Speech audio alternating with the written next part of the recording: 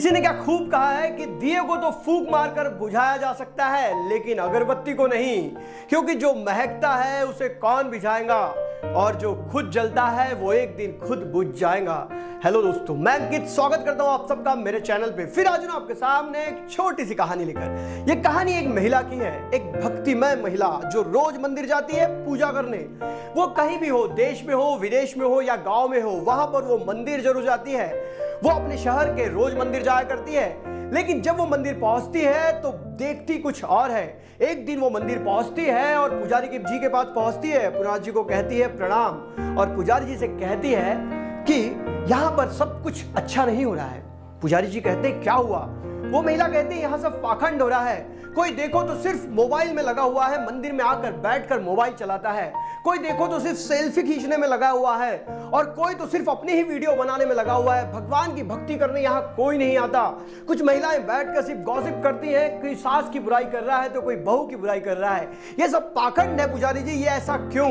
पुजारी जी उस महिला की बात बड़े ध्यान से सुनते हैं और उस महिला से कहते हैं कि तुम्हारे सारे प्रश्नों के उत्तर मैं कल दूंगा, लेकिन कल जब तुम मंदिर आओ तो किसी वाहन से मत आना, पैदल आना, और साथ में एक लोटे में पूरा भरकर जल लेके आना, और ध्यान रहे उस लोटे से जल गिरना नहीं चाहिए। और मंदिर पहुंचने के बाद इस मंदिर की 3 परिक्रमा लगाना और जल को संभाल के रखना, जल नहीं गिरना चाहिए।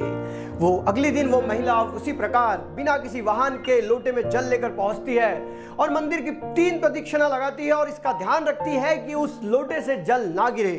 3 प्रदक्षिणा लगाने के बाद वो पंडित जी के पास पहुंचती है और पंडित जी से पूछती है कि अब मेरे प्रश्नों का उत्तर दीजिए। तब पंडित जी उसे पूछते हैं कि आज तुम्हें कहीं कोई मोबाइल चलाते हुए दिखा? वो महिला कहती है नहीं, आज तो मेरा पूरा ध्यान इस जल पे था। अच्छा, आपको कहीं कोई वीडियो बनाते हुए दिखा? महिला कहती है नहीं, आज मुझे कोई नहीं दिखा। आपको कहीं गॉसिप करते हुए कोई दिखा? महिला कहती है बिल्कुल नहीं, आज मुझे कोई नहीं दिखा। आज मैं पूरा ध्यान मेरा परिक्रमा पे था और इस जल के ऊपर था। तो पंडित जी कहते हैं कि आज तुम्हारा पूरा ध्यान भगवान की भक्ति में था। तुम्हारा ध्यान इस पे था कि कहीं इस लोटे से जल न गिर जाए, इसलिए तुम्हें कुछ नजर नहीं आया, तुम्हें कोई पाखंड नजर नहीं आया। इतनी सी बात वो महिला समझ गई कि जब हम किसी चीज पे फोकस करते हैं तो हमें कहीं कोई पाखंड नहीं दिखता। दोस्तों, जिंदगी में की ऑफ सक्सेस है आपका कंसंट्रेशन। जी हां, आप किसी चीज को करना चाहते हैं तो आपका कंसंट्रेशन इतना जबरदस्त होना कि आप कहीं कोई चीज ही नजर ना आए, जिस प्रकार उस महिला को नजर नहीं आई। दोस्तों, जब तक हम अपने काम के प्रति पूरे तरीके से फोकस नहीं होते तब तक हम उस काम को पूरे तरीके से कर भी नहीं पाते।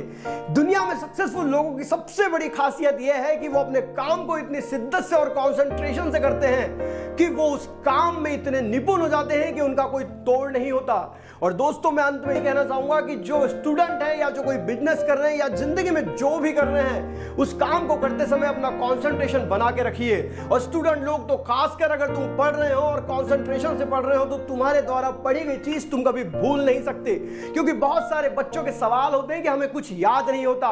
वो याद इसलिए नहीं होता क्योंकि तुम्हारा कंसंट्रेशन ही नहीं होता, तुम जबरदस्ती उस चीज को करते रहते हो। इसलिए किसी भी चीज को करना है तो फुल्ली कंसंट्रेशन से कीजिए। अगर कहानी अच्छी लगी और कोई मैसेज मिला है तो वीडियो को लाइक करें। मैं इस चैनल पे रोज एक नई कहानी के साथ आता हूं। तब तक के लिए अलविदा, जय हिंद, वंदे।